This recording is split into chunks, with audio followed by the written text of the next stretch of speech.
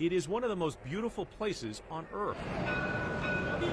Just a few years ago, the economy here was booming, poised to become the 5th largest in the world. Now, it is a crisis. Last year, we had almost 64,000 murders. And Ilona Szabo says 1 in 10 murdered in the world today, a Brazilian. Add to that, the economy is now in shambles. It's a terrible situation. What happened? If you ask Felipe Moura Brazil, a conservative journalist here, he blames socialism. What has socialism done to Brazil? It has broken Brazil. Brazil isn't a socialist country, but Felipe argues that many of the social policies that have been adopted here are. Free health care for all, government handouts to the poor, and much more. They want to increase the minimum wage, they want to increase the public service salary, they want to increase the pensions. At one time, commodity prices, like the oil here, selling at a premium.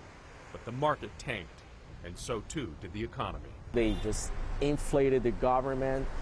It's like almost 50% of our GDP is going to pay this bill now. Luis Felipe Carvalho runs a startup lab for young entrepreneurs at a top technology university in Rio de Janeiro.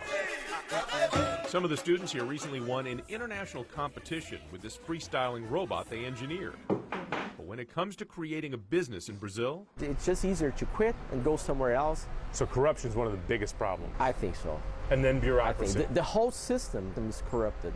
So I think that the machine is not running smoothly, and this is the basis of the thing. the latest World Bank rankings puts Brazil at 109 out of 190 countries when it comes to the ease of doing business.